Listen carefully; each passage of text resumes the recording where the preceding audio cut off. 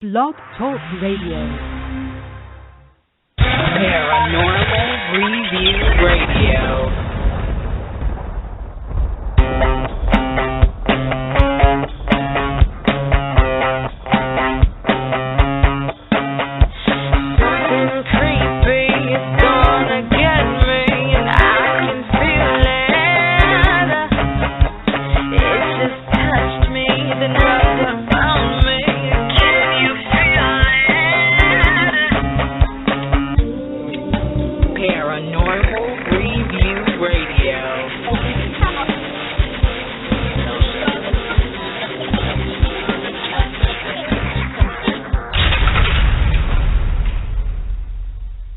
Hello and welcome everyone. It is Friday night and you're listening to Paranormal Review Radio, the only radio show without commercials and with more great paranormal talk.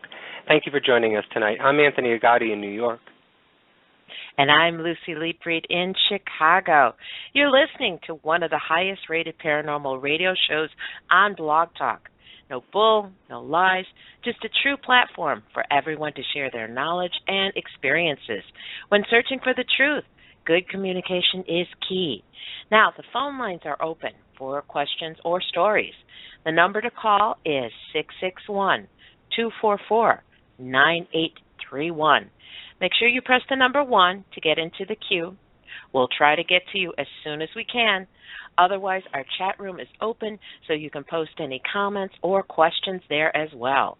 Don't forget to like us on Facebook and subscribe to our YouTube channel at Paranormal Review Radio. You'll find more articles, blogs, and full show uploads. And if you have specific questions, comments, or would like to be a guest on the show, email us at paranormal.review@aol.com. Now, sit back, get comfy, and prepare to open your minds. It's time for Paranormal Review Radio. Cryptids, goblins, unproven creatures, whatever label you use, the great paranormal researchers have been documenting, recording, investigating, and providing that what science has deemed non-existent is in fact real. With each case, we come that much closer to finding the truth, or at least a better understanding. Ronald Murphy is an actor, researcher, folklorist, poet, and author of such books titled The Pack, The Tormented, and most recently, Unexplained World of the Chestnut Ridge, a hike through the Goblin universe of the Laurel Highlands. In this book, Ronald allows his readers to delve into the mysterious phenomenon happening in western Pennsylvania. Unexplained World combines hard research and historical data with first-hand accounts gathered by Mr. Murphy and his fellow adventurers as they experience the small towns and untamed wilderness known as the Chestnut Ridge. Ronald pierces the veil of the Goblin universe all around us. In this book, he presents local folklore and compares anecdotes and news stories with ancient tales from around the world.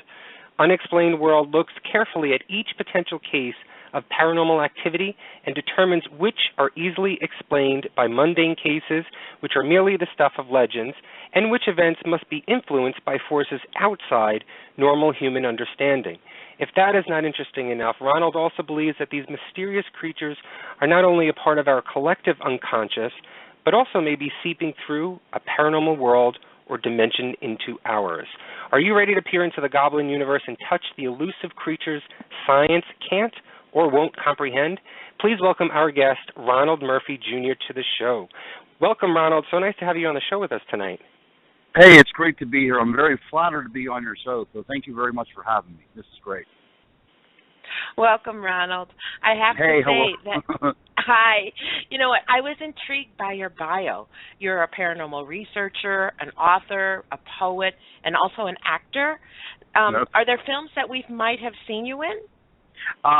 The film Concussion that was just out with Will Smith, I actually had a small scene in that with Will Smith. I played juror number 12 in one scene.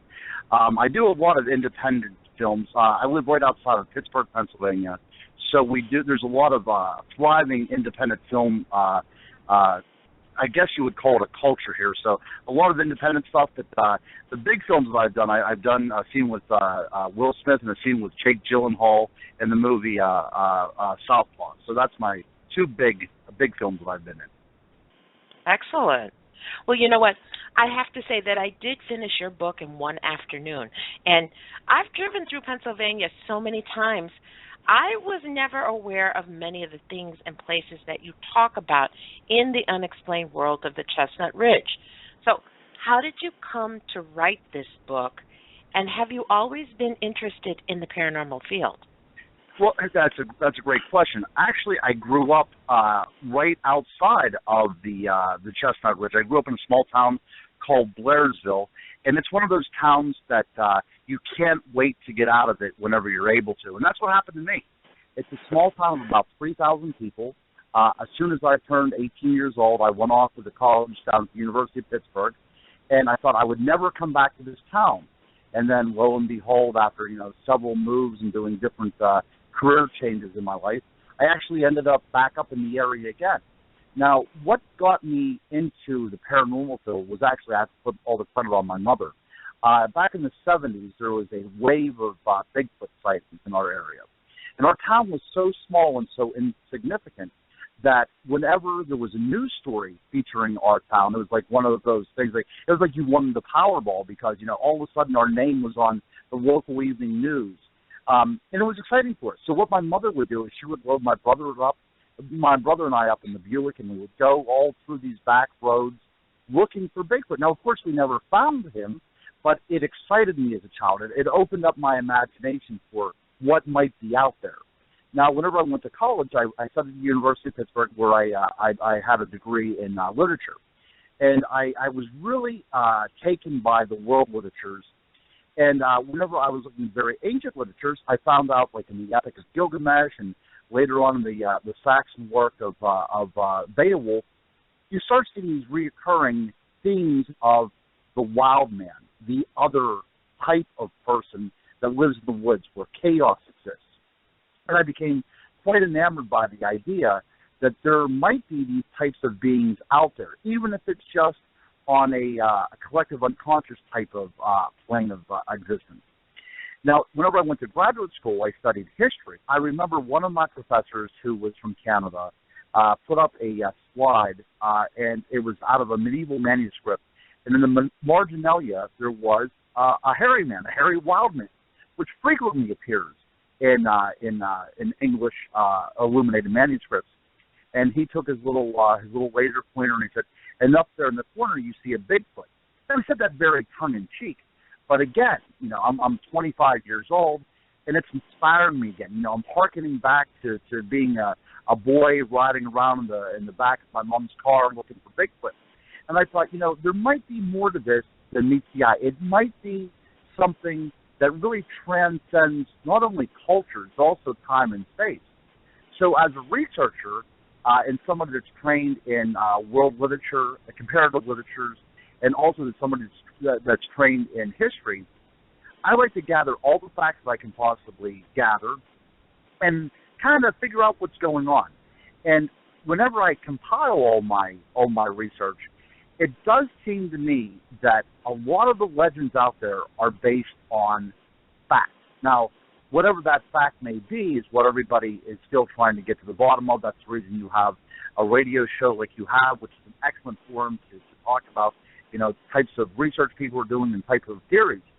But, that's why I've come to the conclusion. That's why I'm still pursuing it. I mean, I've been at it now for about 20 years, and I really see no slowing down on my path because my imagination's still going, and every time I research, there's more questions that I ask. So that's why I'm on here with you guys tonight. Well, what is it about creatures like Bigfoot or Mothman or the Jersey Devil that's so appealing to people, even though science has deemed them non-existent? Exactly. I think because it's still a layover from the uncivilized part of us. These are things that go bump in the night. These are the boogeyman that we've been taught to fear since we were children. So why? Now we live in cities or we live in in towns, and very rarely do we ever venture out into the wild places. But those wild places still exist, and whenever we enter those wild places, they are so foreign to us. And as human beings, they shouldn't be foreign to us because, we came from these places. This was our impetus out of these places. But, when we turn to where we came from, there's a lot of these primordial stirrings in us. These fears start rising up in us again. And you have to ask yourself why. And, a lot of my research goes into believing that, there was connections to what we would deem monsters now, back whenever we were still in caves, So 45,000 years ago, there was things going on out there, and we just, carried it with us as we expanded across the globe. But we need to have monsters out there because the world is a lot less familiar. The world is a lot less civilized. And I think we need uncivilization. I think we do need a touch of that. That's why we go camping and we do this artificial type of thing. But, we still need those wild places, and we still need to think that, monsters are out there because it makes our world a little bit more livable.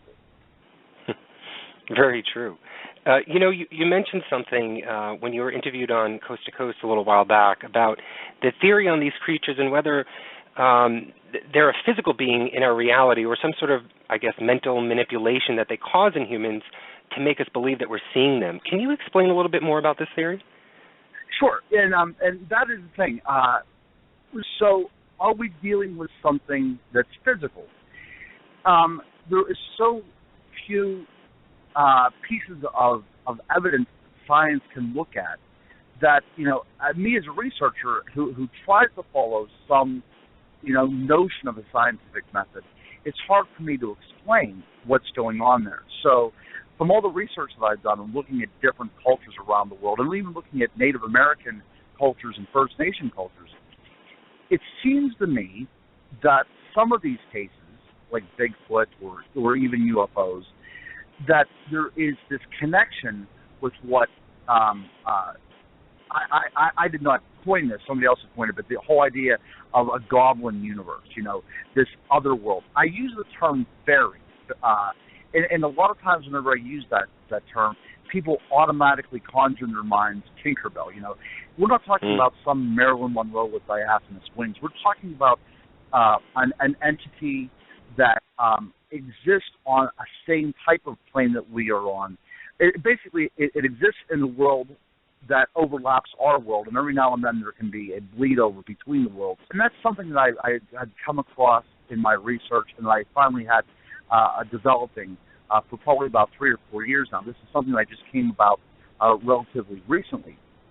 But like Whitley Strieber, whenever he experienced his alien abductions, he described it to be almost very naturalistic, that there was a smell of cinnamon, there was earthy smells associated with it. And then whenever I look up fairy abductions that take place in Scotland back in the Renaissance, we see the same type of occurrences happening, and the witnesses are describing basically the exact same thing. So I had come to the conclusion that what happens if there is, one or two entities out there that every now and then interact with our world, with our dimension. And these creatures make up all the sightings responsible for anything from, Yeti, Bigfoot, Mothman, what have you, because it's manipulation on the eyewitness, that the eyewitness is actually seeing what the eyewitness wants to see, because through infrasound or through some sort of psychic ability, that these entities are able to manipulate the person. Now, it's been proven that certain type of infrasound, and this was research done by a credible news agency, can elicit within the observer what they describe as paranormal phenomena. That there's something there, there's a shadowy creature there, what have you. But there's a way to stimulate certain regions in your mind through sound that animals, we know, scientifically produce. So why couldn't these entities? And then whenever I look to find out exactly what these entities are, I looked at what alchemists would call the elementals.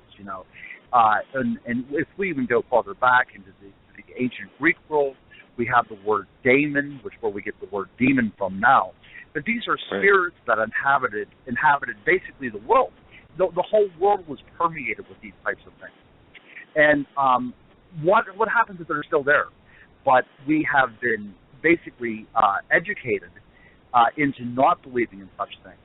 But because we're educated in not believing such things does not mean that they're still not out there. And I feel strongly as a paranormal researcher that a vast majority of what's going on out there is some sort of manipulation, whether it is, and sometimes whenever you use the word psychic, it sounds so unscientific, but I try to get it across to be, people are studying these things. People have proven that there are ways of making people believe certain things, see certain things through, scientific methods, through sound and through different types of wavelengths and things of that nature.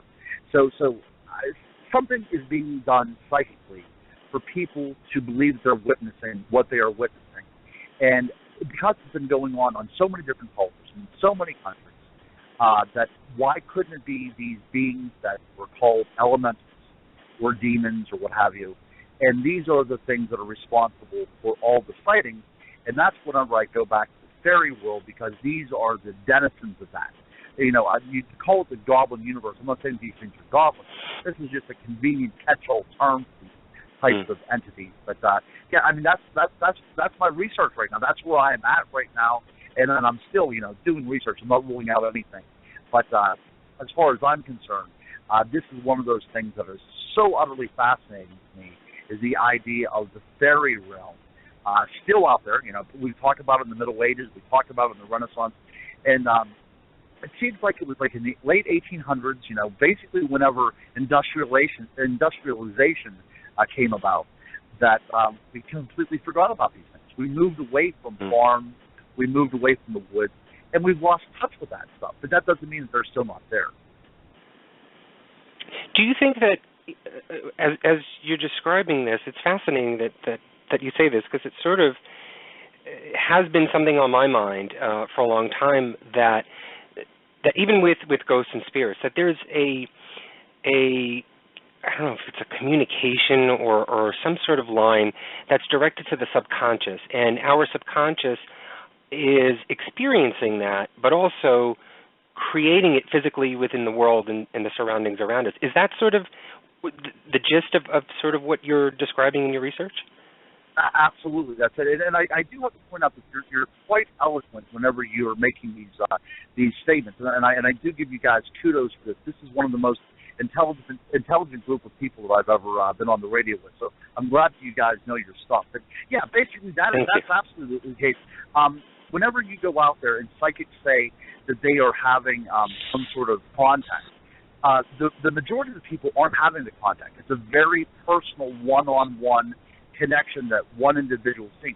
I've investigated ghost sightings that are very, very historical, but maybe one or two people have seen it, in 50 or 60 years. It's almost like it's down to the individual perception of a place, and that's absolutely what I'm getting at. Anytime these experiences happen, it is very personal in nature. I mean, I've seen people break down in tears talking about seeing a Bigfoot or witnessing a dog man. People break down in tears because it affected them completely. It affected them systemically. Their whole entire body had changed. You hear people about urinating or losing their bowels even whenever they have certain types of experiences like this, because it is one of those things that takes control. And how else are you supposed to explain it?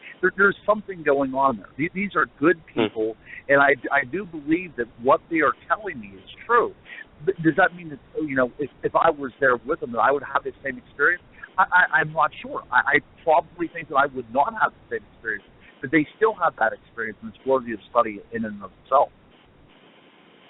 Well, on the opposite side of this consciousness theory, we have a show coming up in a few weeks with a filmmaker that has done an incredible documentary on a creature sighting from Whitehall, New York in 1976. And it's sort of like a cross hybrid of a Bigfoot and Mothman, and it kind of got me thinking that just from a simple scientific base, do you feel that since humans have evolved over the centuries, could these creatures also maybe evolved or morphed into other beings over the years? You know, that's a great question. Now, what I think is going on is this. I think because we have evolved, that the stimulus that they are giving us, we are creating an evolution for them. I believe that they are probably the same type of elemental creatures for such a long period of time, but because we live in a very mechanized world, we live in a very computer-oriented world, that I think now whenever these kind of stimuluses are given to an eyewitness, we are informing the vision that we're seeing. We are informing the experience that we have. So if somebody would be out in the woods and they would see a glow of light coming from a hill, we are informing that that's a UFO. But if you were back in the Renaissance or the Middle Ages and you didn't have that type of picture to fill in the blanks, then you would be seeing something totally different. So I think it does have something to do with education. It does have something to do with our background. But I think that the stimulus it's given is open to our interpretation of what is going on. So we are in itself, we are the evolution of these creatures, not the other way around. Well, with some of these creatures, do you think that some of them may possibly be or have been created on Earth, or actually visitors from other dimensions, as you say? Yeah, that's right. Oh, yes, absolutely. And that's the thing. Is like, do I believe that Bigfoot is, a physical, corporeal, terrestrial being? I'm not sure. I've never had that experience. But conveniently, people are talking about, Bigfoots now doing like cloaking, to borrow a phrase from Star Trek, the whole idea of it's cloaking to camouflage itself. So we have these eyewitnesses witnessing something that looks like pixelation. So, I mean, how do we explain that? That's something that a terrestrial mammal is not capable of doing according to our science. So if there's no precursor to what's going on in science, and to think there might be just one creature out there able to do it, I don't like to think that way, because that's asking too much for the researcher, because we'd have to prove so much more to science. If we're working within the realm of this world, and creatures of this world have to interact with each other, and certain rules, there's physics to the interaction in this world. But if creatures are coming from another world, then those physics kind of go out the door. So, and there are a lot of strange things happening. Absolutely. I mean, you talked about, an evolutionary process. I've spoken to witnesses that have talked about being riding four-wheelers out in the woods, and they came around a corner, and they saw a Bigfoot in the trail away from them. And as they slammed on the brakes, the Bigfoot creature actually opened up wings and took off. I mean, these are the kind of things that are going on, and people are reporting seeing gargoyles now, which is amazing. And and I'm actually getting people emailing me pictures of fairies, that they are actually witnessing fairies on game cameras and on cameras they have set up. Unusual things are going on in their homes. So they're setting up cameras, and they're capturing absolutely fantastic images of some sort of defined energy. I'm not sure exactly what's going on, but that's my what I'm researching right now, as a matter of fact. See, it always leads to more and more questions, and then that's the great thing about this. And I try to cover the basics. I don't try to answer questions. I try to provide as many explanations for this, and then you can kind of pick and choose about what's going on. But I guess that's all I can say about that. Well, just as you were just talking there, it just conjured up another question, or just another theory or thought.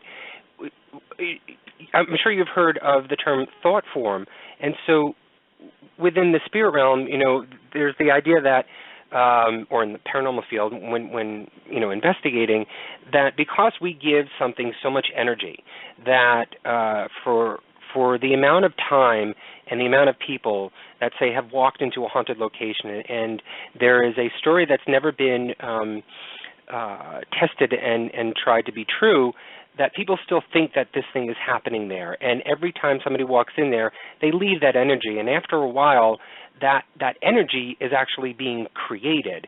And so therefore that spirit then is actually formed because of all the energies that we've been given off. Could that be as well what's happening with these cryptids and creatures and experiences that people are having? Oh, absolutely, and then that's the other side of the point as well too. I mean, you can I deal a lot with the idea of elementals, but I also touched on the idea that people themselves are forming this. This is actually coming out from somebody. If you look into poltergeist research, a lot of these cases involve an adolescent or prepubescent teenage, a girl going through some sort of turmoil, and a lot of people believe that this is a manifestation out of the very stress of the human mind. I believe that completely. I do think that we can, we're not giving ourselves enough credit to think about, what we can and cannot do. But the idea of a thought form, absolutely. You go in.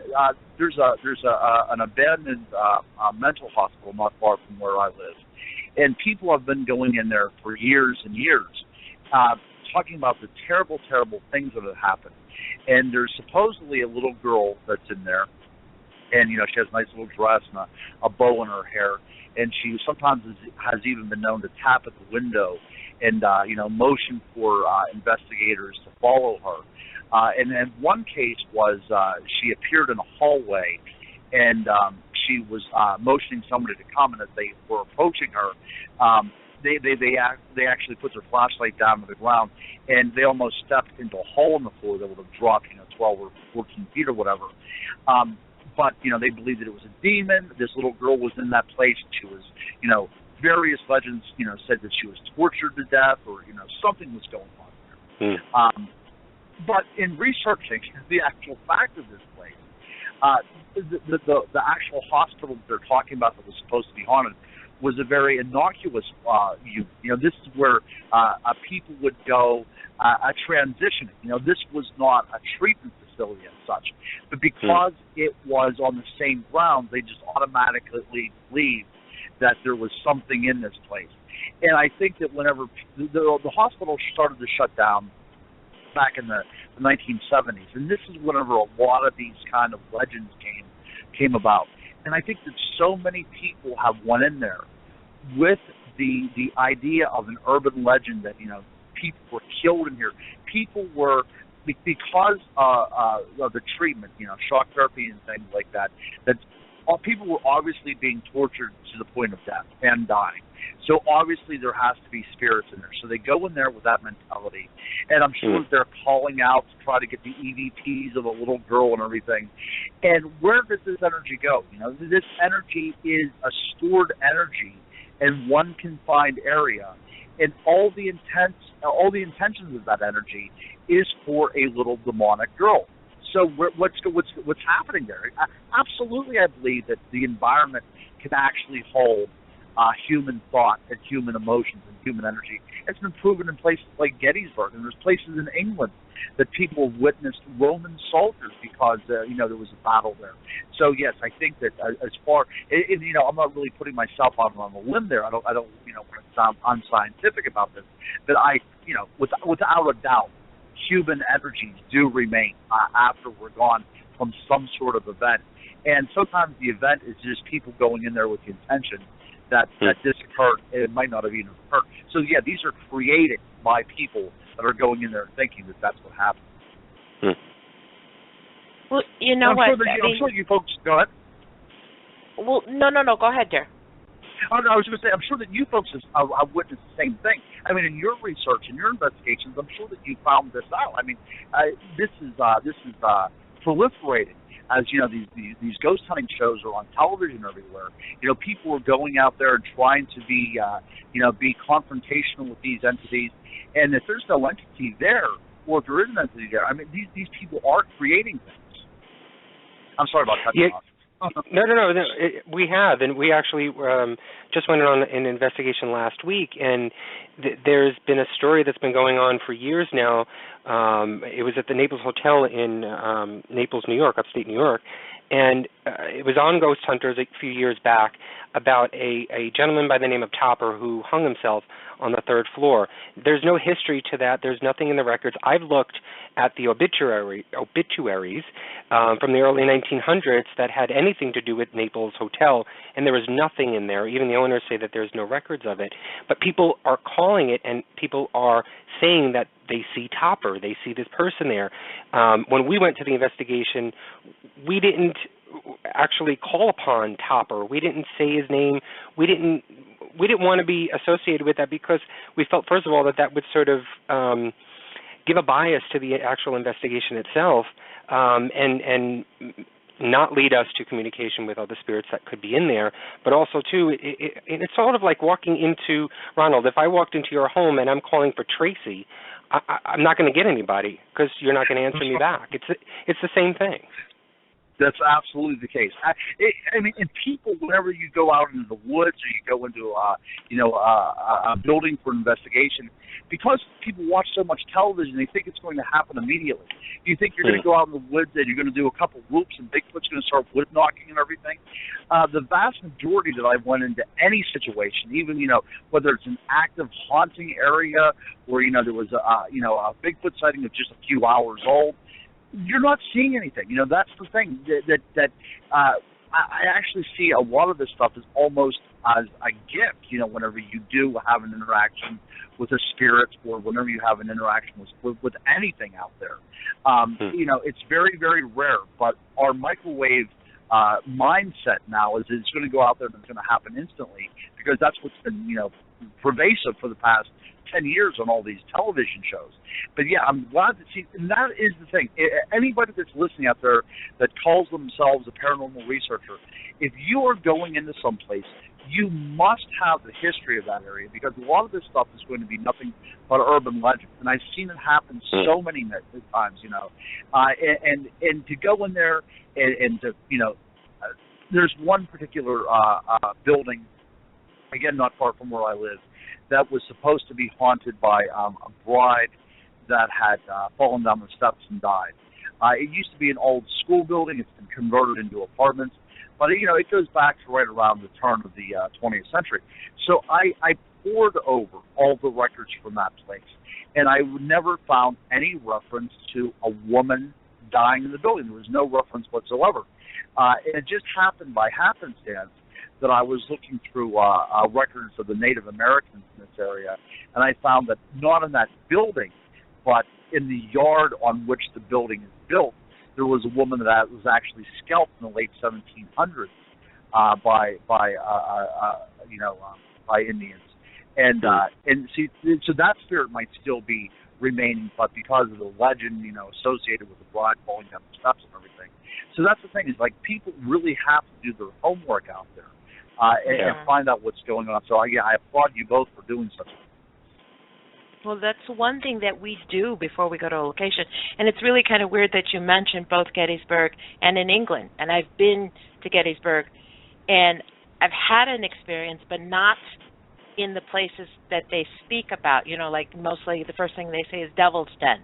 And my experience was at a different location on the field, and it was totally just unexpected. It wasn't something that I was looking for. Same thing with England. Everyone talks about the Tower of London. My biggest experience was within Westminster Abbey when I was around the tombs. That's where I really had experiences. So the things that I had studied up on and was kind of looking for, those really didn't really happen. People talk about, Anne Boleyn showing up on the Tower Green and things like that. I didn't really pick up on that. It was when I went to Westminster Abbey and not really, it was just a side trip that I said I was going to do. And I ended up spending 8 hours inside there because of everything that I was feeling. I mean, it was, I was aware of the history, and then, it's a list that is so long of people that are buried there. But it was the the experiences that were in there weren't things that were like in the guidebooks. Yes, I know exactly what you're talking about. The places that are supposed to be haunted are where the tourists are supposed to go to, to sense these kind of things. Those are usually the places that have nothing going on whatsoever. And I do know exactly what you mean. I've been to the tower before. I've been to Westminster Abbey. But the time that I've had an experience, and I apologize because I really profess no type of medium ability, no sort of psychic ability. But I don't think that you have to have an ability to have, the hair raised up on the back of your head. These instinctual type of feelings that people get.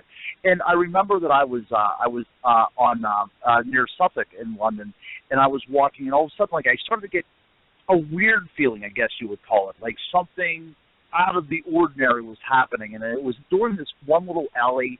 And as I went a little bit farther down the alley, there was a sign there for the Clink, the first prison that was, operating in London. And it was odd that I had this sensation of something happening, before I got there. But yeah, that is the thing. London, it's just not London. I mean, all these great places around the United States have these spirits. That people, wherever there is history, there is absolutely ghosts left behind. I call ghosts bookmarks in history. They're the things that remind us of the past, And the same way whenever I've done any research in Salem. Now, you folks have been to Salem, Massachusetts, then?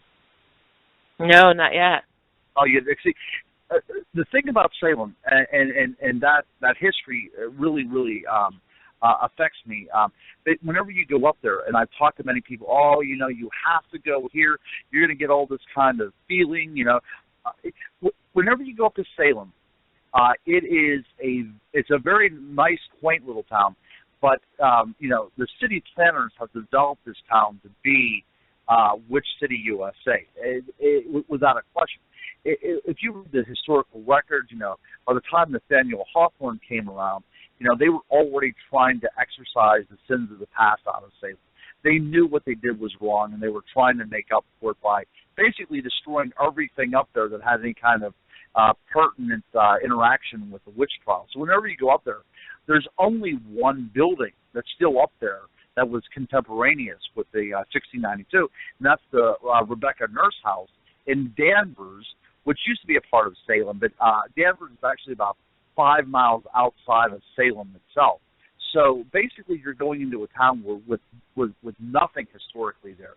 The House of the Seven Gables is there, but that comes from a later time as well. So that's one of those things. Whenever you go there and you start having questions about what's going on. But on the other side, though, is if you would go to a place like Edinburgh in Scotland, that place is so storied in history. And if you go into any of these churches there or even down back alleys or side roads, you have this sensation that, you're not alone, that the world is much bigger than you are. Exactly. But you know what, I kind of just want to go back a little bit. You mentioned fairies, okay? And you do write about fairies, and Anthony and we've been trying to research this topic for a long time, and we seem to come to dead ends, or researchers in Europe who aren't able to come onto the show. But fairies, they seem to be on the minds of many people. So how, and you mentioned that people are getting pictures of energy that could be fairies. How are you able to define what a fairy is and whether or not they're still around? I mean, do you believe this? I do. I will go off on the record and say that I do believe in fairies. So I guess Tinkerbell will live another day. But I guess to put your finger on what exactly a fairy is, by the time that J.R.R. Tolkien wrote the Lord of the Rings, he wanted to make the elves fairies, but he chose not to use the name fairies because it already had such a whimsical connotation to it, okay? So if we would go back into the record to find out exactly what a fairy is, in the Middle Ages they described them as slightly smaller than human stature, and they were something to be feared. I guess fear is the wrong word. Let's say there should be a healthy sense of reverence towards them. that they can do bad things to you, so let's just not basically go around them. But if you would look at, like, the ideas of like, how Ireland formed, like the Tuatha De Danann, you know, the people of the dawn, you know, and if you do read any kind of Tolkien, you know, his world is populated by these ideas that stretch back into ancient Anglo-Saxon mythology. But Gandalf, for instance, was one of them, according to his writing, you know. But if you think about the idea of fairies, this first people, if we think of the American Indian as the first nation, fairies are kind of like the first nation for all people. And there was a magic to them, but was the same type of magic that we would see, you know, with the sunrise or with plants growing or, you know, the rain coming. It was a very natural sense of ability. You know, it was just something that came and something that worked. It was cosmic and it was universal. But it wasn't until the idea and the notion of the fairy was kind of usurped by writers, and that's whenever they start taking away the general feeling of what a fairy actually. I mean, people were afraid of changelings. You know, the idea of a fairy coming around at night and taking your newborn child back to their realm and replacing that child with a fairy child. I mean, this was something that was very, very real to people, and it was in the 1890s that a man actually killed his wife because his defense was he maintained that she was a changeling. Now, he did get convicted, but it wasn't for first-degree murder, so his sentence was less because the court actually took into consideration his beliefs. But, I mean, for as far as traditional people go, people that are connected to the earth, people that are farmers, they still pay a healthy reverence to the way nature works. And when we think of, like, February 1st, you know, that's in bulk. You know, that's the idea of the first milk. This is whenever animals are supposed to start coming into heat, and this is whenever, you know, it's close now to spring. The sun is returning to us. And there's still farmers up in New England that on February 1st that open up the gates to their fields to let the good energy in and the bad energy out. Now, that's still affecting people, but we go to the grocery store now when we buy our things, and we don't have to be attuned to the rhythm of life anymore. And I think that that's really where the fairy left.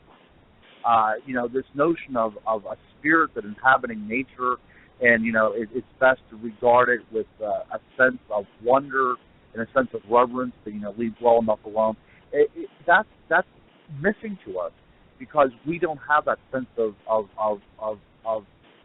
synchronization with nature anymore. But I mean, it's almost a rustic idea now to think about that. I mean, I would love to be able to get to a point where I could just, you know, live off the land for, you know, a week or so and see what happens. But there also has been research going on with people, with scientists, with mediums and psychics that will actually sleep in, you know, people at one time thought were like fairy mounds and barrows. Like Newgrange in Ireland, people have done that. And a lot of people are stating that if you sleep in there, your dreams will somehow be, I guess elevated, will be almost mystical. So, you know, there's also that connection with the land and connection with the earth that we have just simply lost. So even our dreams are different. You know, we fall asleep by turning off electric lights, and our rhythms now are through alarm clocks and, you know, traffic and everything. So we have lost that complete connection with nature. So everything that nature has to tell us, we have blurred it out by turning up the radio, and it's unfortunate. But I would like to try, as part of my research sometime, to go to places that have a tremendous amount of fairy legend and lore associated with it, and just spend like even a week, but very, very close to the land.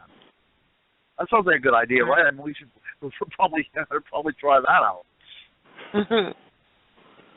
Well, you know, Ronald, in almost all of the stories that we hear from witnesses that you know, sort of stumbled upon these creatures, whatever they be, Bigfoot or Dogman, and they've had some sort of interaction, but rarely, and I could be guessing here, rarely, if not ever, do you hear that these creatures have attacked humans.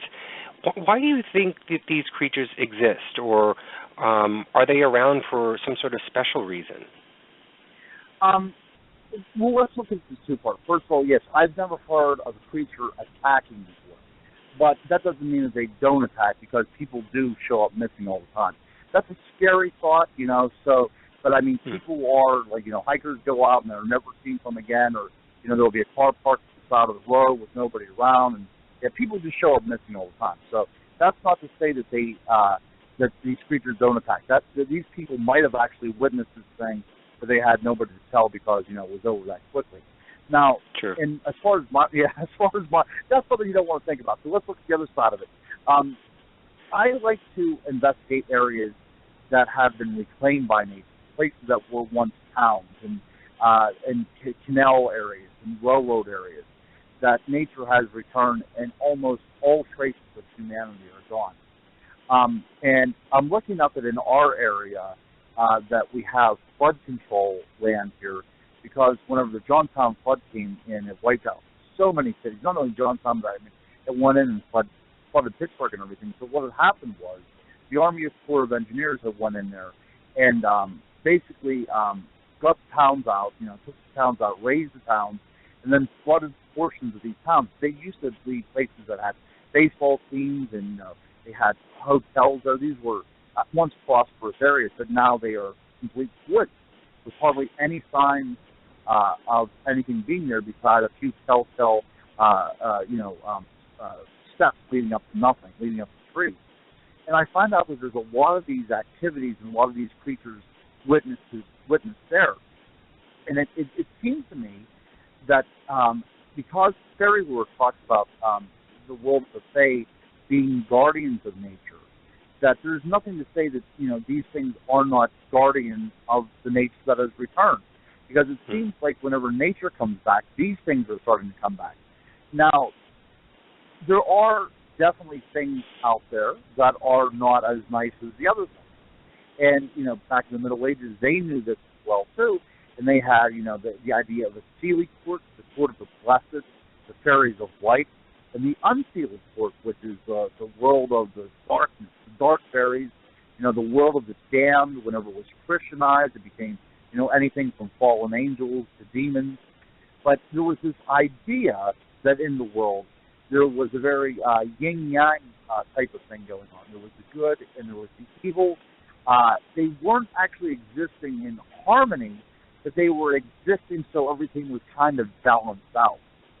And that might be what's going on. If I could tell you this one experience that I had, and this is what really kind of got me into the whole notion of fairy activity, is that I was researching one evening, and we were researching ghosts in a particular area. It used to be there used to be a canal there and a railroad, and now there is nothing there but woods. But we were there, and there was some strange activity going on in the sky. It looked almost like static electricity, but it seemed as you had probably a 12-foot tall ladder. You could probably climb up and touch it. It was kind of like sparks on the bed sheet whenever you pulled it off the bed, happening over your head. So my buddy and I, we decided that we were going to turn around because something was sucking the camera light, the battery life out of our camera. So things actually, nothing could be recorded. So as we turned around to leave, a bright light just emanated. It looked almost like a flare coming on, and then it kind of twinkled off. It looked like a very controlled falling star. That's what it appeared to be. Something just twinkling on and then twinkling off. But it affected us to the point that we thought, we couldn't explain it any other way. It had to be somebody else in our group, so we started to call out names and everything.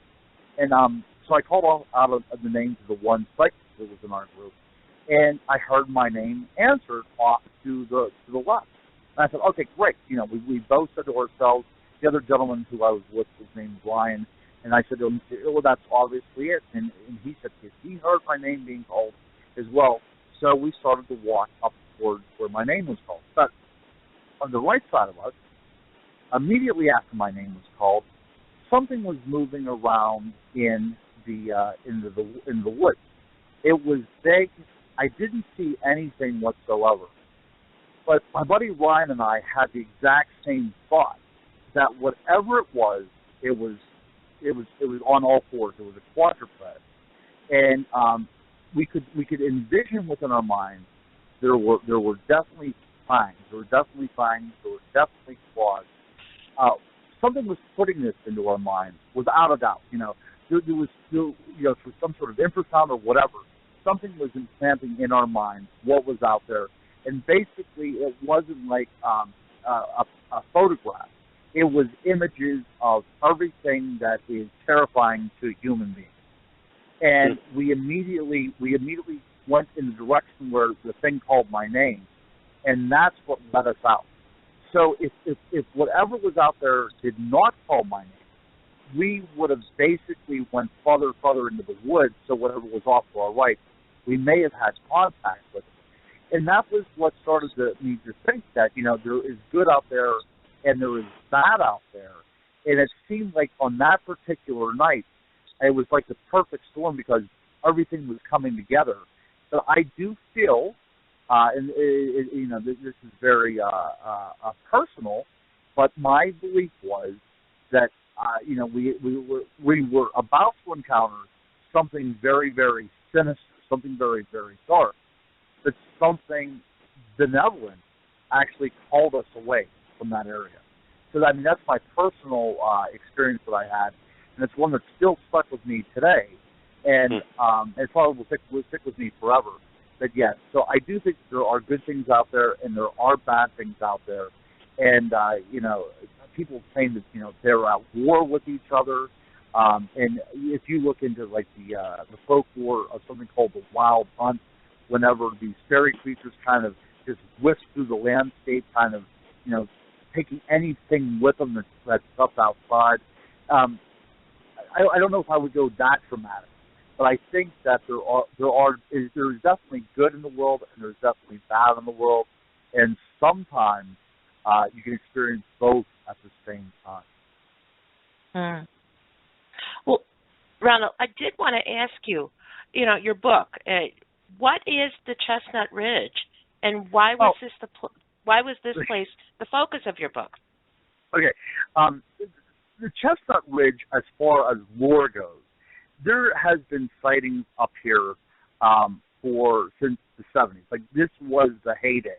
A researcher in Western Pennsylvania by the name of Stan Gordon, I'm not sure if you folks had ever heard of him before, but he said that there was so much activity going up here with Bigfoot and with UFOs that he called it a silent invasion. That was his word, that there was just so much activity going on that it was almost like we were being invaded.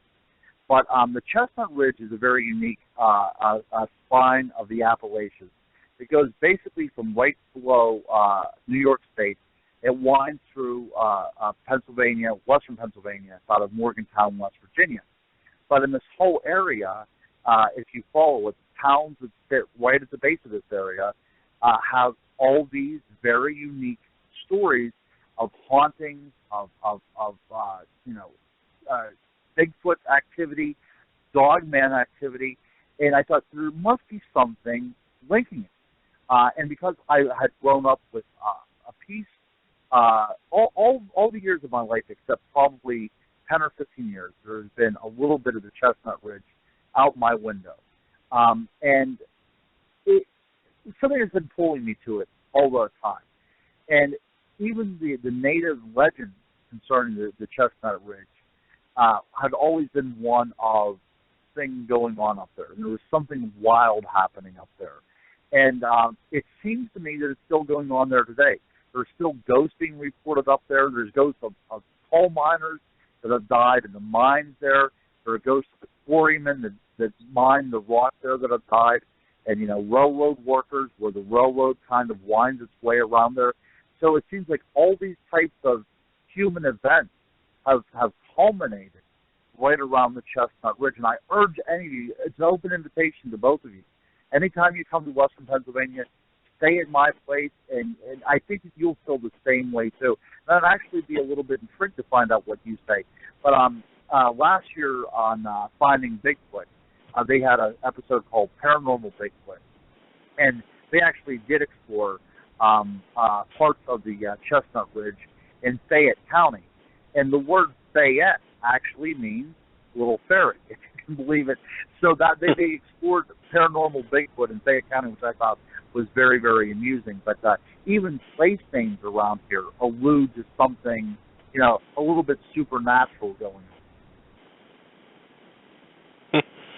Well, you're talking about validation. I read an article in sciencenews.org where scientists in Switzerland tested some hair samples for DNA on a Bigfoot case, and they came up with lineage of some ancient bear family. I forget which one it was.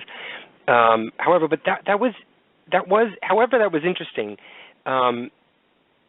The article did state, though, that scientists would test more samples, but each test cost, I think, was around $2,000, and it takes a lot of their time to do this. Do you think that science would actually test more if the funding was there, or is it more of a sort of public reputation that is being sacrificed? I mean, will science ever get on board with, these creatures that you research?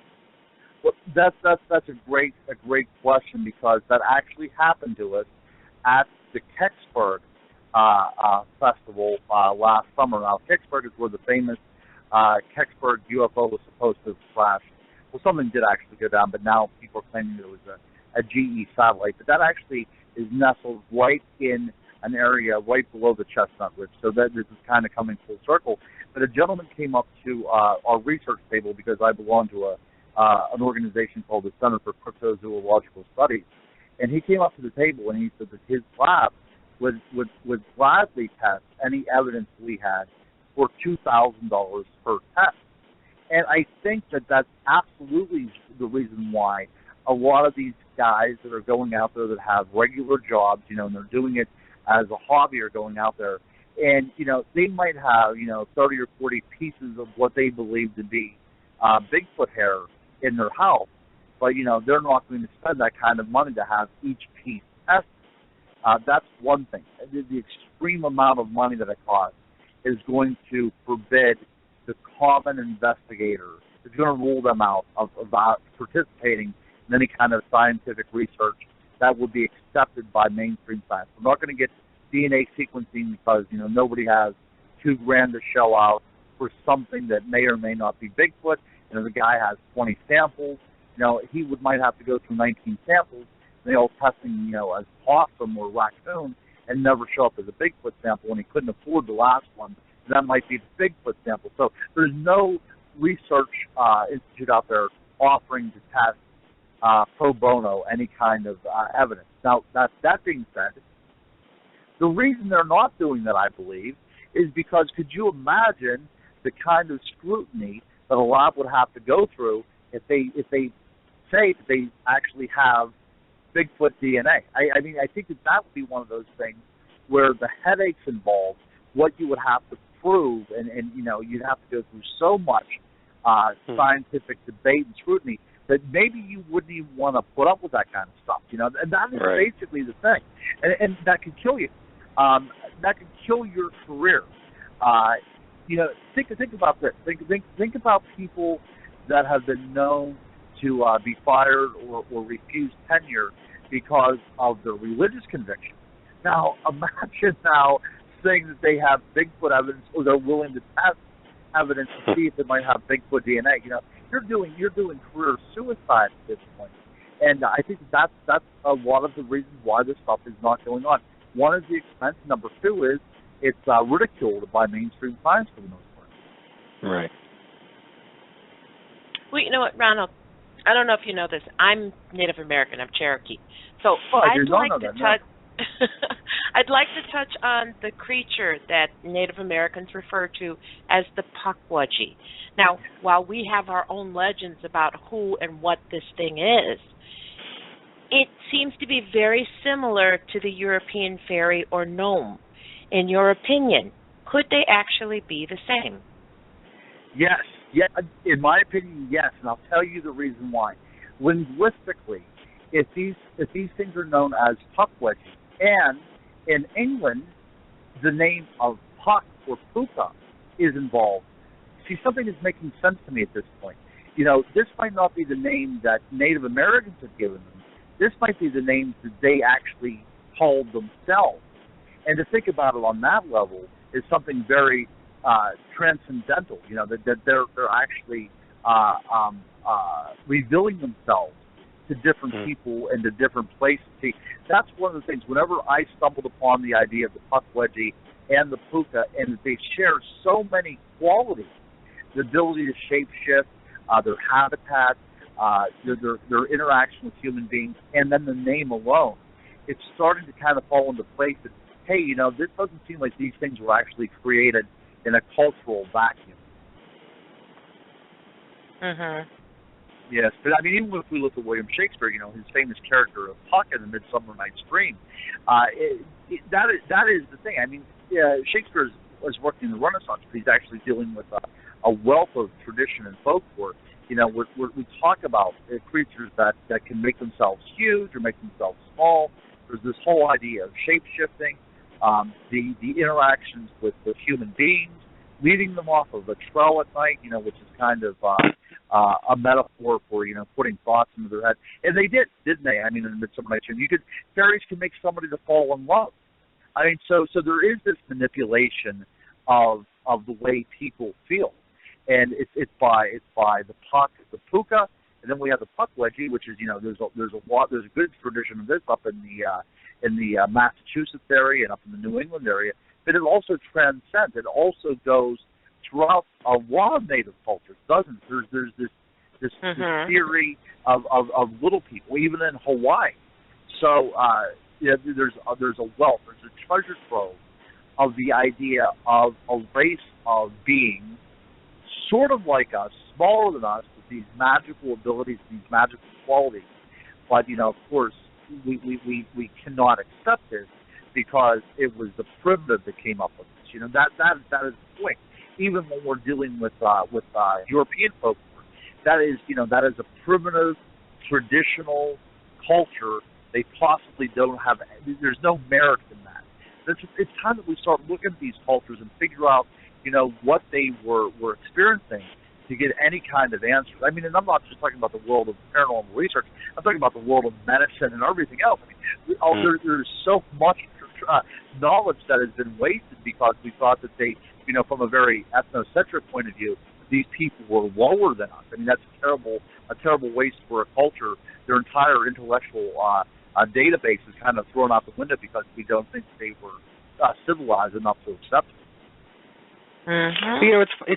It's funny because the world hasn't even investigated the depths of the oceans that are on this planet. I mean, a small percentage of the creatures that lie at the bottom of the oceans that surround our planet, but yet people find it so hard to believe in the Bigfoots or the Dogmans or the Mothmans. Why do you think it's so hard for people to understand that when we haven't even discovered, 50% of what's under the oceans right now? Well, if we at least accept the possibility that something is out there, that actually states to us that we do not know everything, and a human being doesn't like to admit that kind of stuff. Right.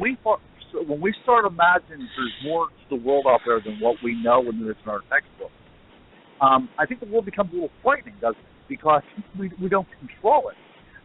Knowledge is power, and if you can name something, you can basically control it. So that's why everything has a name.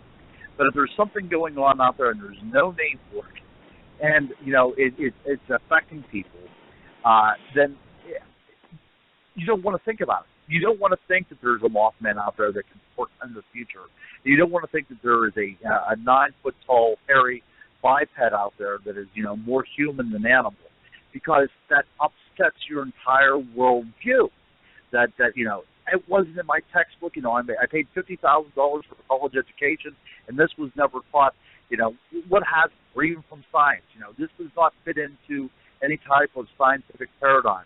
It throws off the whole equilibrium of our reality. And whenever that is done, people become very, very uncomfortable. So sometimes ignorance is bliss in this case especially. So it's better not to admit that there's something out there than to admit that we don't know what's out there.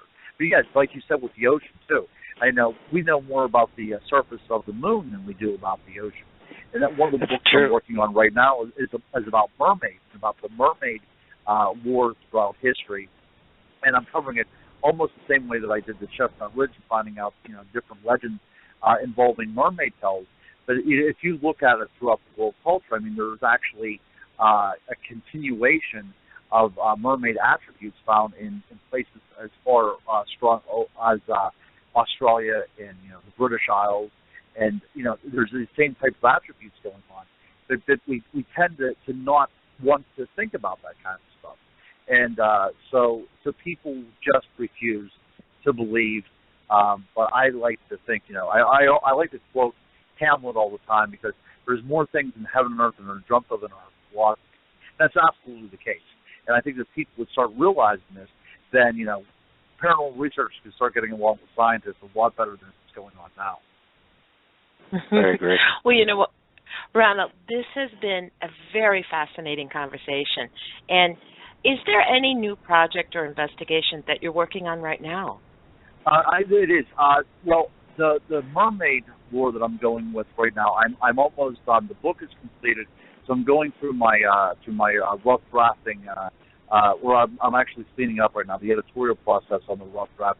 So that should probably be out in a month, and that will be published by Monica Books.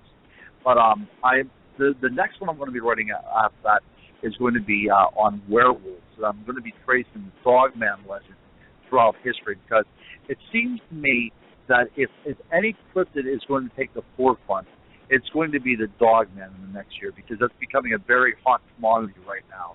So I want to get on it. I actually did a conference in Scranton at the East Coast Paracon last October, and I gave a talk on the Dogman. So that's the research that I'm going to be doing. I'm going to try to get that out within the next probably half a year or something like that. But those are the two big things that I'm working on right now.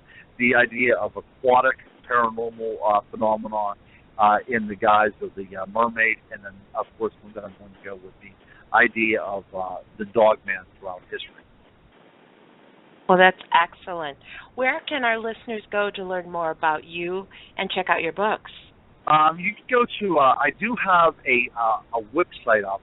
It's Ronald L. Murphy Jr. At Wix.com or whatever it is. You guys will find it, I'm sure. I'm not very computer savvy. I'm very, very low-tech guy, as a matter of fact. But I am. I tell you what, I've always been that way. I really try to excuse myself away from as much technology as possible, because it starts muddling the way you see the world. So I try to be as much hands-on book-wise as possible, because I don't want to actually be numb to the world yet. But I guess you have to nowadays. But I do have a Facebook site. You can go to Ronald L. Murphy Jr., and that's my author site on Facebook. And if anybody even wants to contact me, my email address is Ronald L. Murphy Jr., Ronald L. Murphy Jr. at yahoo.com. I would be glad to talk to anybody who wants to talk. But as far as my books go, you can get them at Barnes & Noble, but the easiest thing to do is just simply go to Amazon. Everybody goes to Amazon. Just go to Amazon, Ronald L. Murphy Jr., and then you'll see my books on there, and give it a read. And I would love to talk to anybody that wants to talk about the paranormal, my books, whatever have you. Well, Ronald, thank you so much. It's been an interesting show, and we wish you the best of luck in the future, and we'd love to have you back on the show again sometime. I would be flattered to be on the show. Just let me know. I'll be looking forward to talking to you guys again. And like I said, open invitation. You guys ever come to Western Pennsylvania, hey, room and board as long as your research takes. We're always passing through. We're always passing through Pennsylvania. Everywhere we go, for some reason, I guess because I'm in New York, I have to get through Pennsylvania to get to some of these locations. That's right. Well, we are right outside of Pittsburgh, so we are about probably about an hour from Ohio and probably about an hour from West Virginia. So we're right there. So like I said, if you guys want to even do a stopover, and I'll take a few spots along the Chestnut Ridge, and we'll make a day out of it. Sounds like a deal. Thank you so much, Ronald. Good. We're going to post your links to your books and to your website on our Facebook page. So for all our listeners out there, check back on our Facebook page for that info. Thank you again, Ronald, for coming on the show. We had an amazing time, and we'll hope to see you again soon. Hey, thanks a lot, folks. Thanks for having me. I appreciate it. All right, thanks, Ronald. Take care. Good night. Good night. So there you have it, Ronald L. Murphy. But I said Murphy. You know what? I loved it because what he said, it is true. I mean, all of these things that have been around through history and all of these stories, all of these legends, we've trained ourselves not to believe in this. We think in terms of modernization, and we don't actually give these legends, myths, stories any credence anymore. It's kind of like they're put to the wayside. And what he said about Native American culture, it's true. You know, like people don't want to believe these stories because they didn't feel that the natives were on the same level. But these stories are things that people believed and people lived by. So why wouldn't they be the same now? Just because we've built society and we've moved forward doesn't mean that these energies and creatures aren't still there. Well, it's interesting, as we were talking with Ronald throughout the entire interview, and he said it too, there's more questions that come up than answers, typically in an investigation or research, and we say that all the time, which is a good thing. That's not a bad thing at all. But, it does get you frustrated at times. But there's more theories that popped up during this conversation that, I think were sort of on the minds of us and our listeners, but never put it into context. And so I wrote down, the three theories, basically, that we talked about tonight with Ronald about cryptids, about these quote-unquote goblins in this goblin universe that could possibly explain why we are seeing these experiences. Thought form. We talked about thought form, which is the energy that we put out there. It's the thoughts that we create and actually manifesting in front of us and creating, I guess, materializing that energy is more what that explanation is. We talked about subconscious and the unconscious mind and how these creatures, being physical, can create a communication telepathically, possibly, creating these visions and, audible sounds that your brain creates the reality for, makes it seem real in front of you. Not to say that it does not exist, but it is being created by this other dimensional entity or elemental that Ronald was talking about.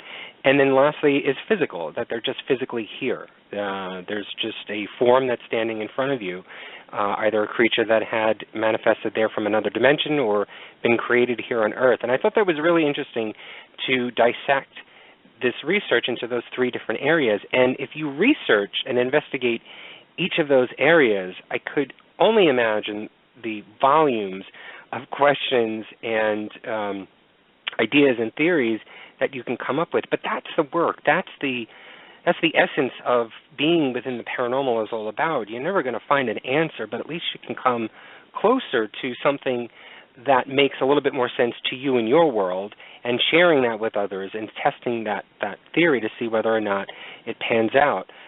But that's the sort of categories that I put this cryptids as well as anything within paranormal.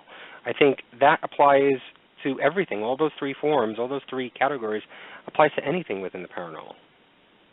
Well, we've talked about tulpas before, right. Where people go to a location and because the story is so strong and people repeat that story that eventually they begin seeing the subject of the story. And then again, too, it's like with the fairies. I mean, it is true that we haven't been able to find anything.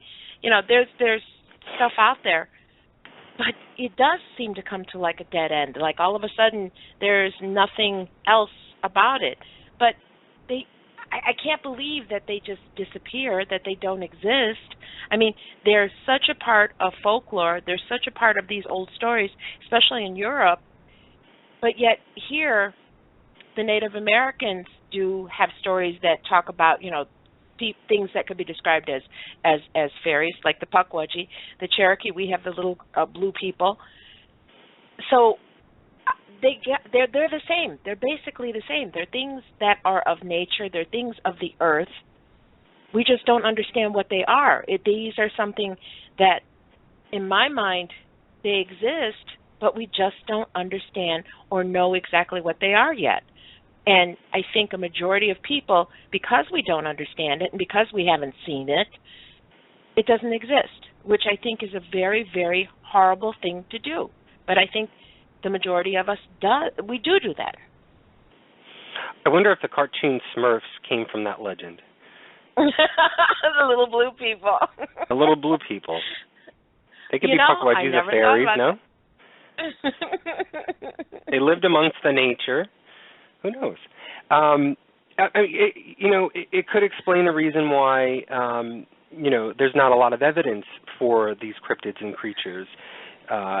If they are being created subconsciously or somehow telepathically with us, or as a creation of thought form, that may be the reasons why we don't see that much evidence, and therefore that's the reason why we don't have pictures or videos or that much. I mean, there was the infamous Bigfoot film or evidence reel back in the 60s. I forgot the name of the film. It's not going to come to me, and Lucy's horrible with memory. But that still hasn't been decided whether or not that's real or fake, and nobody has come forward yet, and they've tested that thing many, many times. Patterson Grimm film. That's it, Patterson film. I mentioned that we're going to have a guest on in a couple of weeks. His name is Seth Breedlove, and he created a film called The Beast of Whitehall, which is an amazing documentary. He's done, I think, a couple of other ones, but I got to see this one. He gave us a sneak peek at the actual pre-final documentation of it, so we can talk about it when he comes on. But in this documentary, there was a sighting of this crossbreed between what I can envision of a Bigfoot and a Mothman put together. It was a Bigfoot, but it had red eyes, laser-like red eyes, and police were involved. The police from Whitehall town saw this. They interacted with this thing, and they were told, the police chief had told the police members to not talk about it anymore, to get rid of it. The case file that was created by one of the officers who was there, who interacted with this thing, created a case file for it, and it has mysteriously disappeared. And so therefore, I understand, and Ronald had talked about this, that, nobody wants to have that feeling of encountering something that they don't know what it is. They can't explain it, especially when you are either a mayor or some leader of a town or city, police chief, whatever, commissioner, that you have something that could possibly be roaming around in your town, in your city. You don't have an idea what the heck it is. You don't want to have that looming over your head, because your town is going to think that you are incompetent of capturing it, putting an end to it, whatever it is. So you just wash it away. And so I'm sure a lot of towns, a lot of cities around the country and around the world have done the same thing. They just don't want to feel, they don't want to break their reputation. They don't want to break any of the creds and the credence that they've already adopted within their own town and in of their own organization, to have this as their whole, the stain on their shirt, on their chest. So I get it, but I think, and the people that have come forward in this documentary, I applaud them for getting, these experiences, these stories out there that can validate not only them, but also validate other experiences that people have had, and others have come forward because of this. So I don't know. I just wish that, and I know the science is never going to get on board, but, forums like this that Lucy and I put together, creating this area where we can get these stories out there and have, people who are listening right now to us formulate their own opinions, whether they believe or not, it's up to them. I certainly am not going to disparage anyone of their opinions and their own theories. Everyone is entitled to it, and that's what makes things great. But I think it's the matter of getting that story out there is more important than anything else. People can make up their minds and say whatever they want, but I think getting that story out there is the most important thing, and it will connect. It will click with someone else out there, and that chain, that domino effect will happen. Well, we've seen it just like with ghosts. I mean, a while back, people didn't really talk about them, and then if you did talk about ghosts, people would roll their eyes at you. But because of the conversation that's been started between investigators and people that go out there, I think a lot of things have started to click. So now, the way I'm seeing it is that, even the idea of spirits and ghosts, they're more acceptable. Okay, well, this is kind of like where we need to go with the cryptids, and we need to go with the fairies or goblins or whatever you want to call it. The conversation has to be there. People have to talk about it. People have to bring it forth, because otherwise people just look at it, oh, it's just a fairy tale. Oh, it's just a legend. Oh, that's not real. So now here you have a town where you've got the police, okay, the people that are supposed to keep order in your town, and they've experienced it also. So for them to come up and say, oh, yeah, this was such and such, and they described this, they're going to get laughed out of office. Maybe the people that experience it will agree, but the majority of people that don't believe are going to laugh about it. And that's where I love the conversations that we have. I really do, because it's talking about it. And whether or not you believe it, at least maybe it might get somebody to think about it, or maybe someone who's had that experience to maybe come forth and add to the conversation about it. And from that, I think that's where we get answers. Maybe we won't ever get all of the answers, but we might get a little bit closer to something that's going to explain what we're seeing or experiencing. We talked about this right before we went on air, but I've had this week off from work, thank God.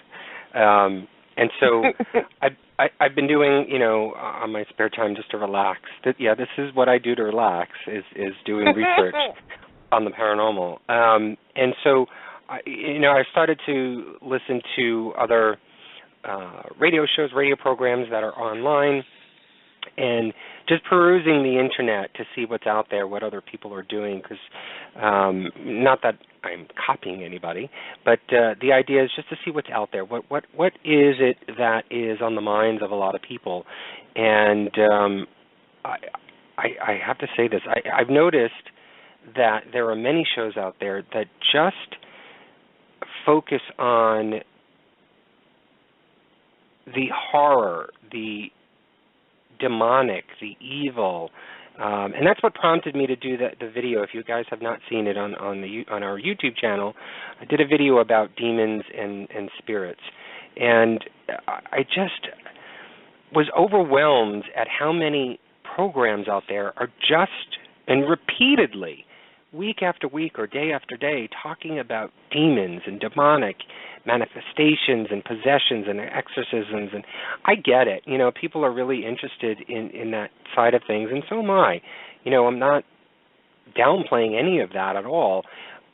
But to base your whole entire program on demonic entities and people being possessed, kids being possessed, women being possessed and throwing up and blood and all this other stuff, there has to be a stop. And to me, that's not paranormal research.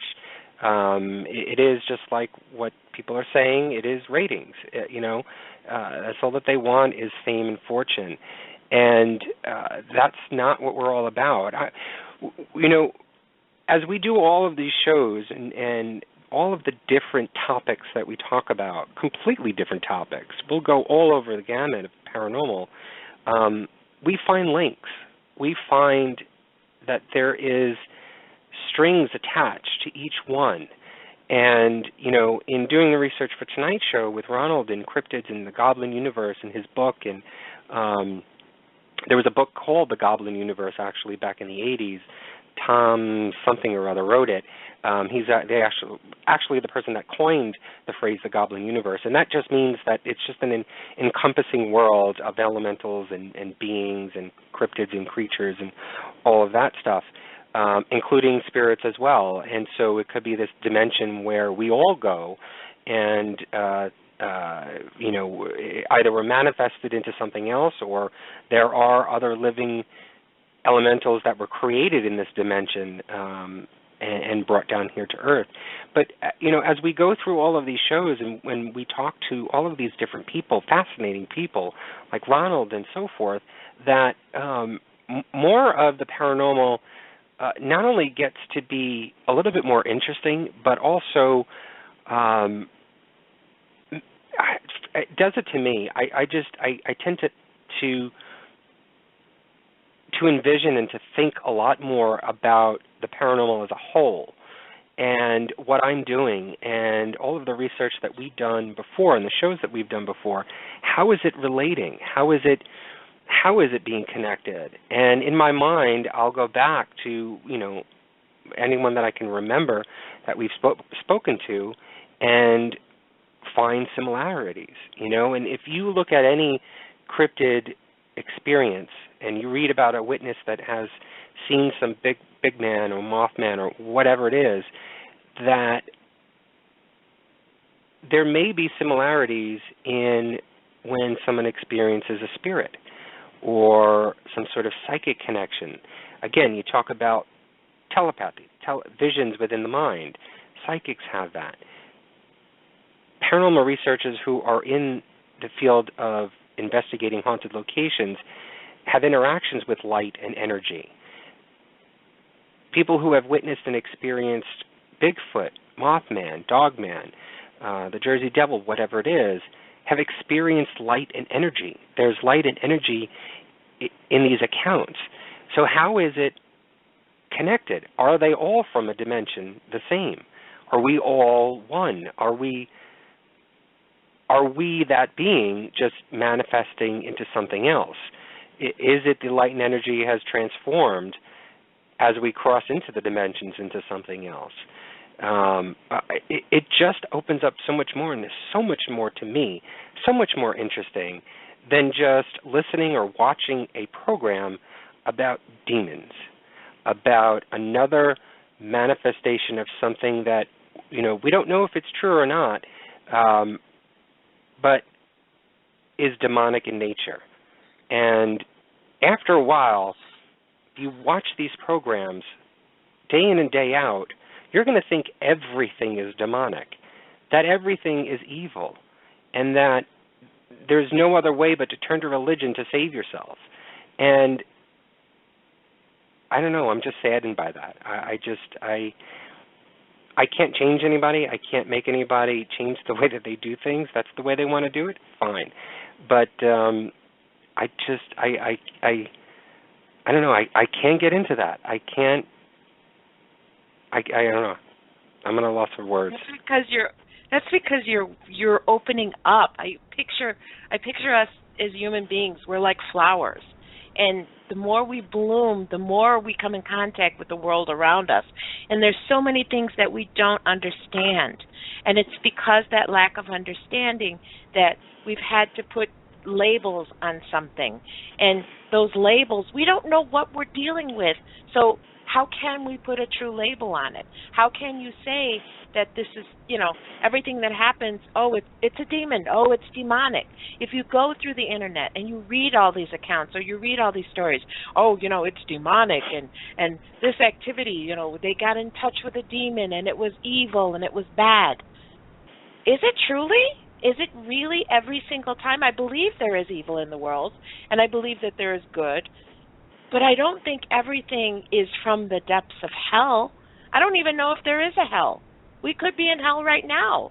So who are we to put these labels on things? And all of these shows, demonic possession and let's be a demonologist. it's just kind of like putting a label on things that we really don't understand. Yes, we have to be cautious because we don't know what we're dealing with. We have to have an open mind because we don't understand what's there. But I think as we, this goes back to, talk about other things, topics that, this is part of awakening. This is part of opening up your mind and expanding your little portion of the universe to accept what else is there.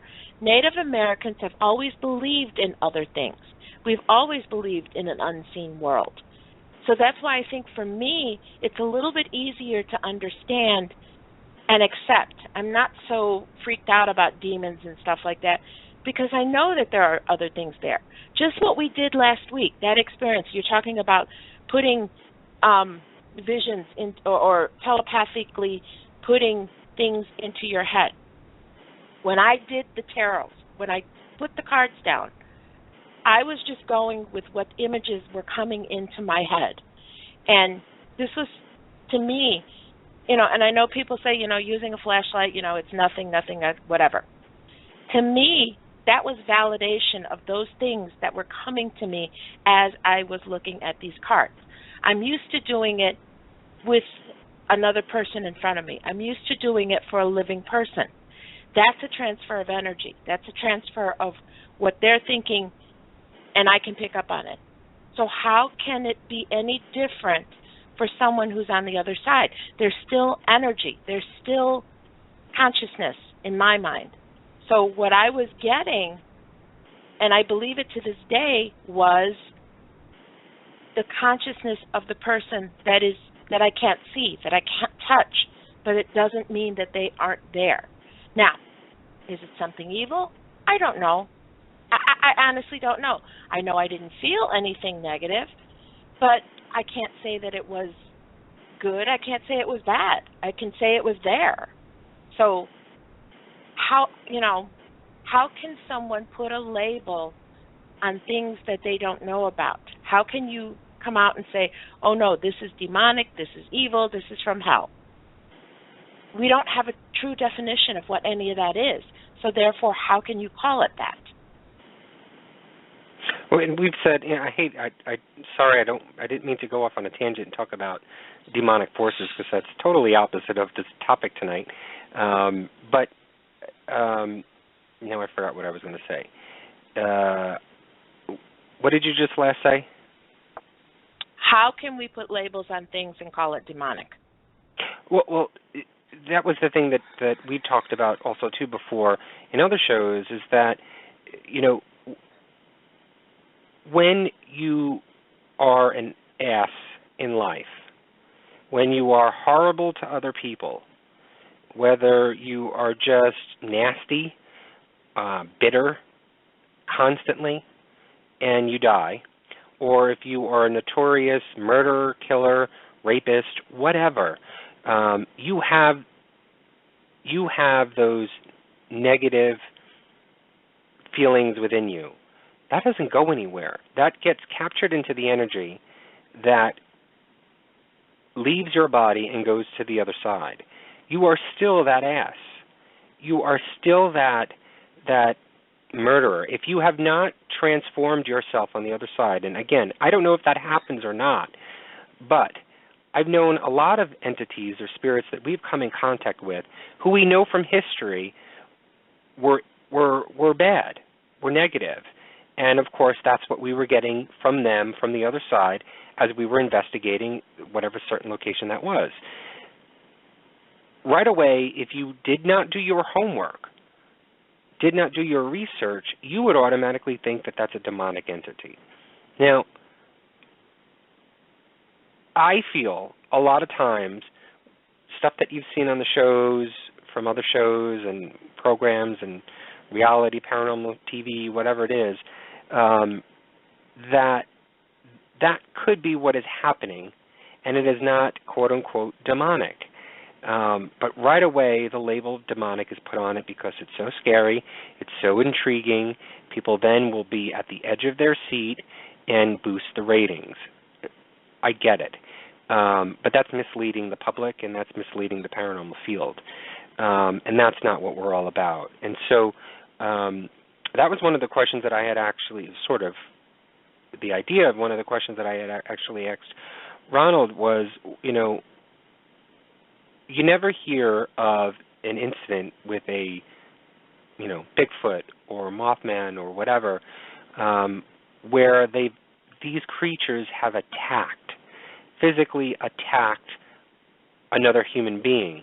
They've come in contact. There's been interaction, but for the most part, if you do the research and you look, you're going to see experiences where, if it's 3 boys in the woods and they see what looks to be a Bigfoot, this Bigfoot is running away from them. It's teetering behind a big rock or a bush or whatever and running over the hill and getting away.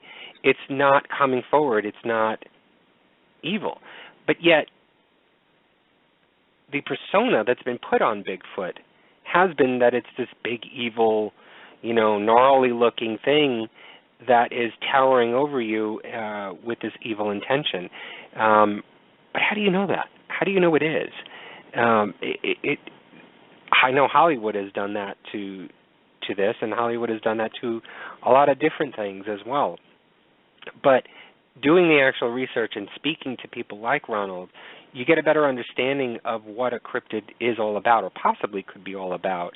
But it allows you to then continue your own, independent research into the field to understand things a little bit better. And that's what I was sort of trying to get at, basically, is stop getting hung up on demonic and evil and negative all the time. Yes, it does exist. But yet we don't know all of the answers, as Lucy was talking about before. We don't know all the answers to what a demon is, or other than what religion says.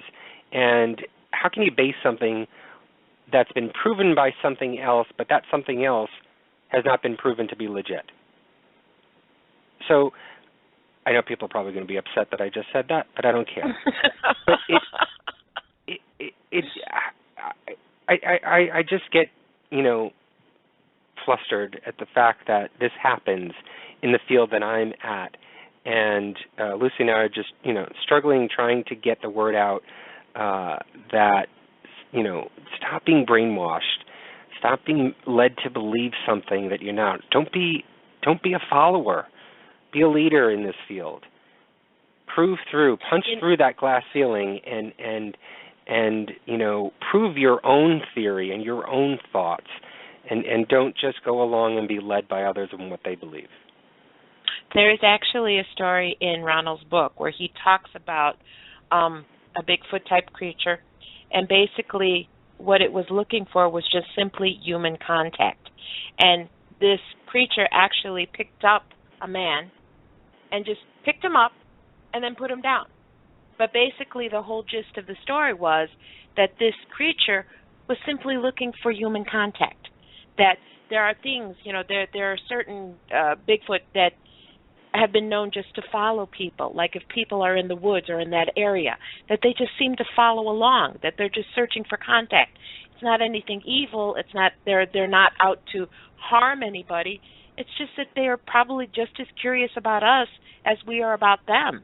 So that's something that people don't take into account. Like you said, Bigfoot has turned into this big old ugly thing, and it's bad and it's going to hurt us. But what Ronald talks about in the book, in that one story, it really kind of got to me. I felt sorry because here you have something that is just simply looking for contact, looking to make a connection. So where we're on this side and we're busy searching for Bigfoot, they could be doing that on the same side. They want to know what we're about. They want to know who we are, the same way we want to know what they are. Will that connection be made? I don't know, but it's an interesting thought. And I don't want people to get the wrong impression of what we just talked about. I don't know for sure that any of these cryptids or creatures are, don't have an evil intention. They could very well be, this nasty, horrible, gnarly thing that just wants to rip your heart out and eat it. I don't know that, but I also, on the same side, want to research and think also, too, giving them the benefit of the doubt that they're also, timid creatures who are just roaming this planet in search of food and water, means of subsistence, and interaction. And so, I'm weighing both sides of it. I'm not leaning towards either one of them. And the idea that I'm trying to get across is that to be open-minded to that fact. Don't be swayed to the one side or the other side. Don't be swayed to either of those sides. Weigh both of them in this research because nobody knows the answers at all to any of this. And so you are not going to be wrong if you say they could be perfectly fine or they could be evil and disgusting, But to me, it would be wrong to say and sway yourself to only one side of the coin and believe in that factor only, because that sort of tells more about your personality than the research that you're doing. Well, it just boils down to, the reason why we do the show. Like you said, we're not trying to convince anybody of anything. The only thing that we're trying to do is to get a conversation going and to have you open up your mind and make your own determination of whatever the topic could be. If something we talk about opens up another door for you, that's a wonderful thing. Then we've done what we want. It's not to convince you that what we believe, what I believe, what Anthony believes is the end-all of anything. And that's the same thing with our guests. A lot of times we have people on the show that they have an idea or they have a different theory, and I want to hear it. I want to hear what they're saying. And then I'm going to make my own decision. And my decision may not be the same as what the general public believes. I know there's a lot of things that I believe that a lot of people don't. But that's fine. It doesn't mean that either one of us are wrong. It just means that we haven't found the correct answer yet. And that's what I think everyone needs to do, and that's what I'm hoping we're doing with this show. Well, it was funny because when he was talking about Western Pennsylvania and all of the things that are going on in that area, in Chestnut Ridge, which his book is called the where is it? Unexplained World of Chestnut Ridge, A Hike Through the Goblin Universe of Laurel Highlands. And he mentioned Blairstown when we were talking to him. We actually passed Blairstown on the way up and on the way back down from Naples, New York. And it's funny because we always have to go through Pennsylvania everywhere we go, to Ohio or wherever we're going. But it seems like that area, Ohio and Western Pennsylvania, there is a lot. It seems as though that it is a bottleneck of a lot of the paranormal that's going on in all different facets, UFO, cryptids, paranormal ghost and spirit manifestation and interactions.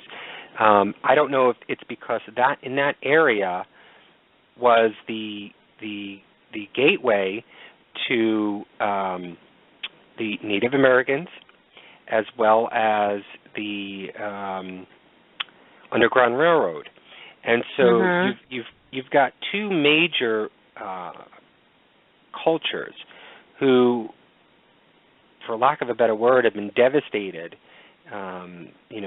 Almost entire populations or groups of people, whichever one you're talking about, that have been devastated, have gone through there, and so that energy has passed through these areas, this town, the land, the dirt that you walk on there.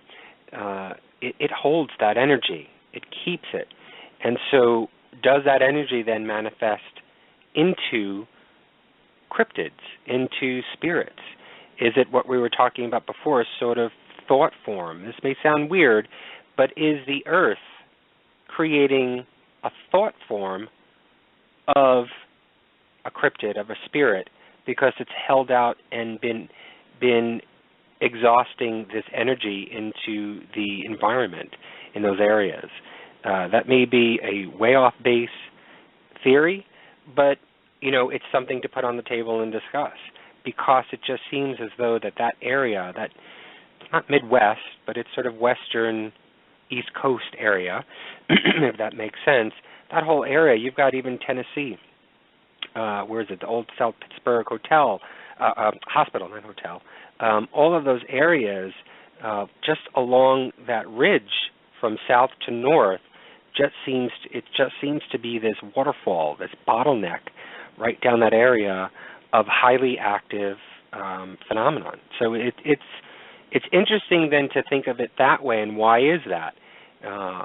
Is it because of the lands that were trekked upon by Native Americans, by slaves during those periods of time, during the Revolutionary War and Civil War and all of that stuff?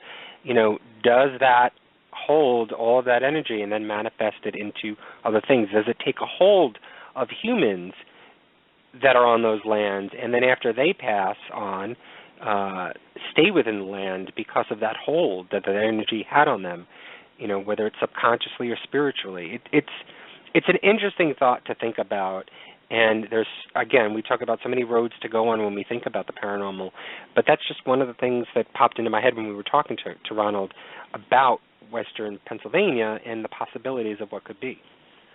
Well, to me, it proves what Native Americans believe, that the land remembers things. And there is another story in his book. There are mines there. Remember, this area has a lot of mines and stuff. Had a lot of deaths. A lot of miners lost their lives in some of these mines. And he tells a story about a ghost where a young boy in a home sees a miner come out of a closet and walk across the room and disappear.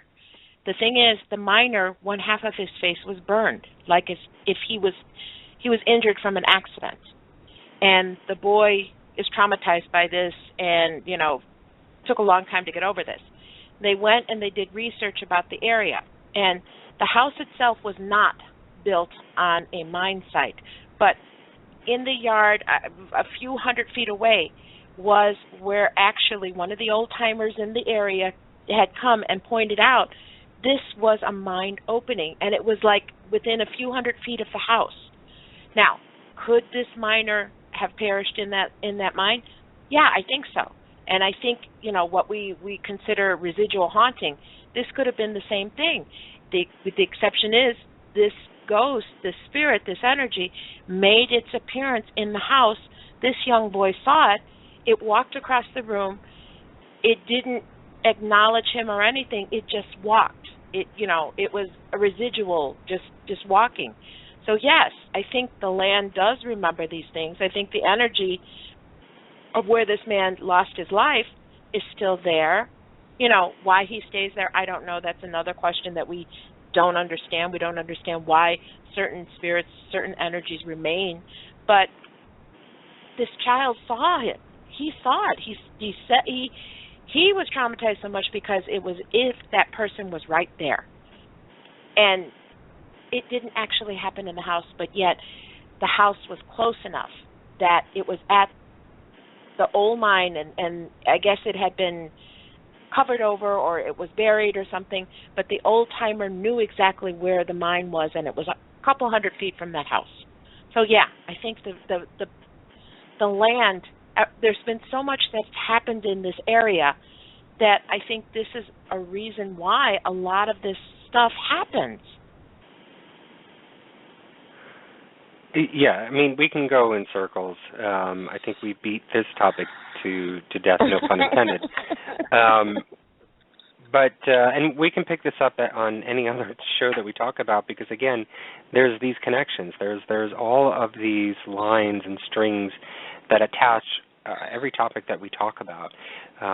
So again, we can bring all of the facets of the paranormal into this discussion, and have similarities in it that would be mind blowing. But I did want to thank Ronald for coming on the show. It was an amazing discussion, not just amazing, but interesting to talk to him about Western Pennsylvania and about the Chestnut Ridge and his theories on cryptids and, what they could be. And what was really interesting when I did hear his interview on Coast to Coast about this whole idea of the subconscious and unconscious mind, and how they are, I'm putting the word telepathically, but it could be something else, how they're creating these visions within our subconscious or unconscious mind and allowing us to believe them or to breathe life into them, into our own reality. that to me is that's like learning quantum physics to me. That's mind-blowing, and that's something that can't just be discussed in a 1 or 2 hour show like we have. So thank you again for coming on the show, Ronald, and we're going to put out his links to his books and to his site on our Facebook page so that you guys all can read it, take whatever you want from it, and he gave out his email, so shoot him a message and ask questions that you have. I'm sure he'll welcome anyone to come through and talk to him about that. But we are going to have our show. I know usually what we do is right after an investigation we have our reveal show, but we had Ronald already scheduled for this day. So we're going to have our investigation evidence reveal show that we did, our investigation from last week at Naples Hotel. We're going to have that this coming Friday, and we'll reveal everything that went on. If you guys watched our 2.5 hour, I think it was 2 hour and 15-minute YouTube show that we did, we had to cut it short because we actually had to meet with our guide to take us down to the bar area and to the basement level so that we can have access to that at that time. And we were only allowed a certain amount of time in those areas to do it, so we had to cut our YouTube show short. And we apologize for that, but we'll make it up with our show next week and talk to you about everything that went on.